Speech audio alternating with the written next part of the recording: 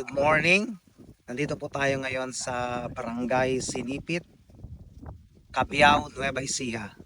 So, ngayon ang harvest ng palay na ginamitan ng Ultraboost. Ang gumamit is ang ating farmer. Mag-ina po ito, si Ate Mirna and si Sanya, si Jason Miranda. Yung mga peste po na umaatake, napansin nyo na naglagay ko ng Ultra Boost, parang ayaw. Ano po ba ano nyo? Nanay, kayo po. Hindi na ganong ginawa na ng mga insekto. Parang nakakontrol ng Ultra Boost. Oo. Actually, hindi naman siya pesticide, pero yung kasi Ultra Boost, kapag inilagay, nagkakaroon ng aroma na ayaw ng peste.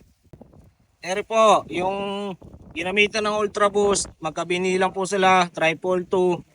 Pero siya hindi siya gaan dumapa. Yung kataping Tripol 2 kabini na hindi ginamitan ng Ultra Boost, dumapa.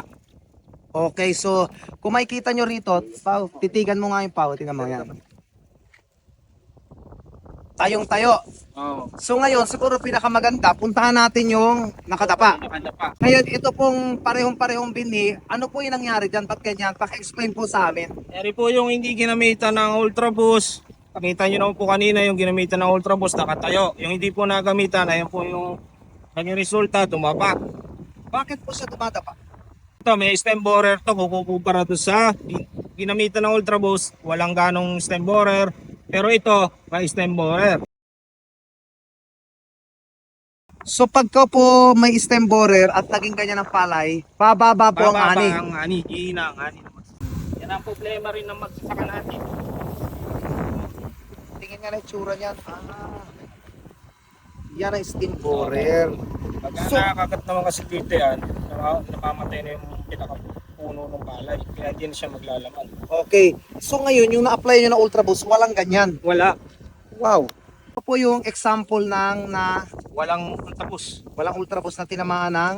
Stem borer. Okay. So, pakiano mo, tingnan. Ito yung walang Ultra Boost, ito ang may Ultra Boost. Ano po masasabi nyo, sir? Mas maganda yung may Ultra Boost kaysa sa wala. Kita naman po yung ano, sa laman pa lang, sa bunga. Titigan na natin. So, ito yung tinamaan. May tamang hindi nagamitan.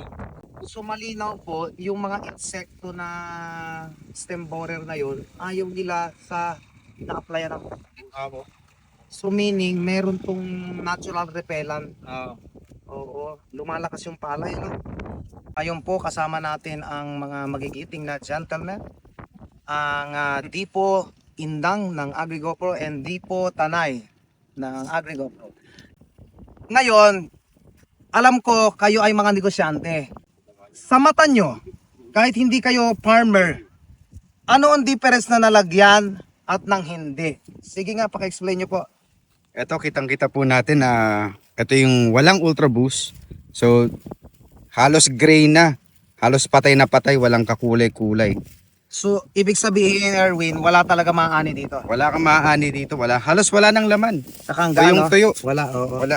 So, ikaw naman. So, ito naman po yung nilagyan ng Ultra Boost. Kung makikita nyo, sobrang ganda ng naging tubo niya. Ayan, oh. So, ibig sabihin, ay mabigat. Tsaka talagang palay, oh. Mararamdaman mo. Galing.